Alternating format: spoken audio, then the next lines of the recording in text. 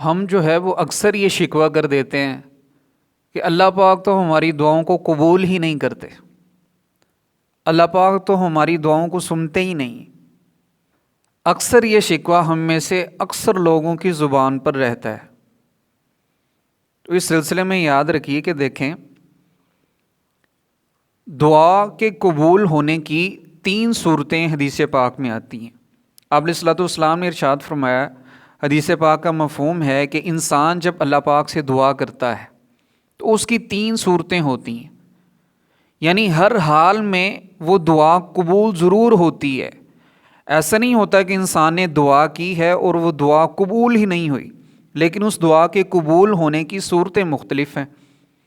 پہلی صورت یہ ہے کہ انسان نے جو کچھ بھی اللہ پاک سے مانگا ہے بعینہ ہی اللہ پاک وہی اس انسان کو عطا فرما دیتے۔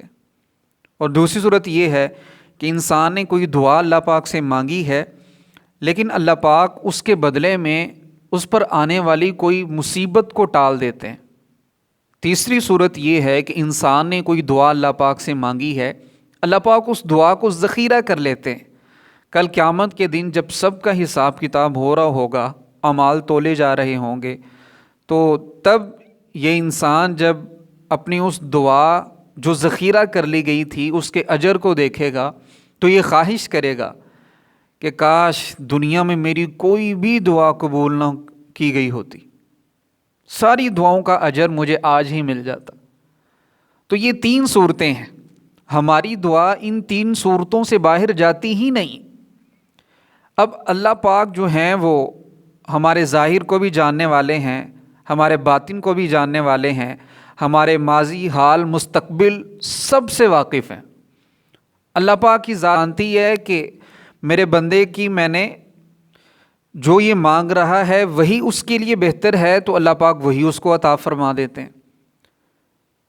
یا پھر جو یہ مانگ رہا ہے وہ اس کے لیے ٹھیک نہیں ہے، لیکن کوئی مصیبت اس پر ایسی آنے والی ہے جو اللہ پاک کو دیکھ رہے ہیں، اللہ پاک تو دیکھ رہے ہیں لیکن بندہ جو ہے اس مصیبت سے واقف نہیں ہوتا، اللہ پاک اس مصیبت کو ٹال دیتے ہیں۔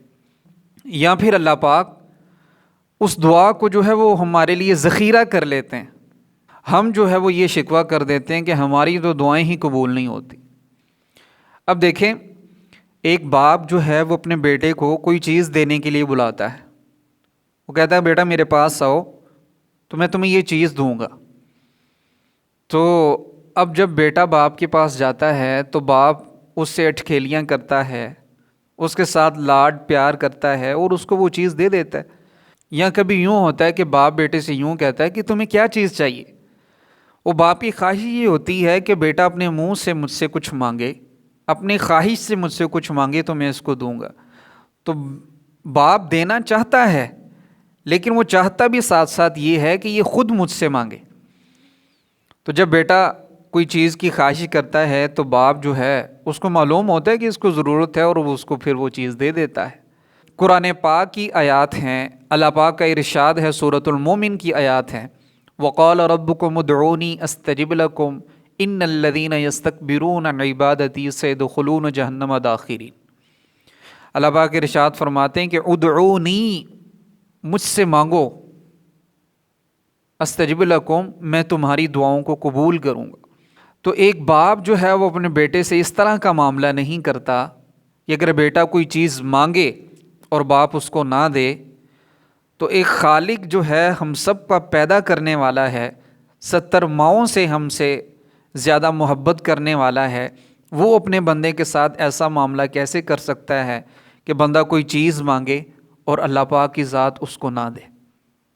اور دوسری بات ذہن میں یہ رکھیے کہ دیکھیں، ہم یہ گھر کس کا ہے جی؟ ہاں جی، کس کا ہے؟ اللہ پاک کا ہے نا۔ اور ہم اس گھر میں کس کی توفیق سے آئے ہیں؟ اللہ پاک کی توفیق سے، اللہ پاک کی توفیق سے ہیں نا۔ تو جب یہ گھر اللہ پاک کا ہے اور ہم اللہ پاک کی مرضی سے اور اس کی توفیق سے اس گھر میں آئے ہیں، تو ہم کس کے مہمان ہوئے؟ اللہ پاک کے۔ ہم اللہ پاک کے مہمان ہوئے۔ تو دنیا داروں کا اصول یہ ہے کہ جب ان کے گھر کوئی مہمان آ جاتا ہے، اس مہمان کی مہمانی میں کوئی کسر نہیں چھوڑتے، مہمان اگر کسی چیز کی خواہش ظاہر کرتا ہے تو حد الوسع جو ہے اس کی خواہش پوری کرنے کی کوشش کی جاتی ہے۔ تو ہم جب اللہ کے مہمان ہیں، اللہ کے گھر میں آئے ہیں اور آئیں بھی اس کی توفیق سے ہیں، تو ایسا کیسے ہو سکتا ہے ہم اللہ پاک سے کچھ مانگیں اور اللہ پاک ہم کو نہ دے؟ اللہ پاک تو ہم کو دینا چاہتے ہیں، اس لیے تو اپنے گھر میں آنے کی توفیق عطا فرمائی۔